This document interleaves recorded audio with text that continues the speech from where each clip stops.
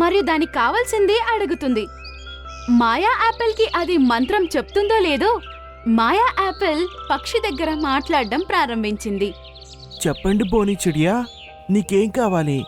నేను మీ అన్ని కోరికలను తీరుస్తాను. తర్వాత వెళ్ళి పడుకుంటాను. మాయా యాపిల్ అన్నయ్య, నాకు కొంచెం ఆహారం కావాలి. ఆ ఆహారం నా పిల్లలకివ్వాలి.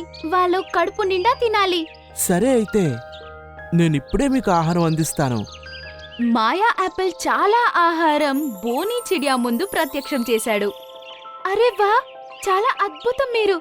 మీ మాయ పనిచేస్తుంది. ధన్యవాదాలు మాయా యాపిల్. నేను మాయాజాలపు యాపిల్ని. నా మాయాజాలం పనిచేస్తుంది. ఇప్పుడు చెప్పండి మీ రెండవ కోరిక. మీ రెండో కోరిక ఏమిటి? వర్షాకాలం ఏమో వస్తుంది.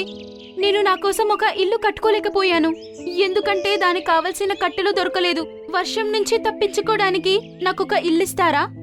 మాయా యాపిల్ బోని పక్షి ముందు ఒక ఇల్లుని ప్రత్యక్షం చేస్తుంది.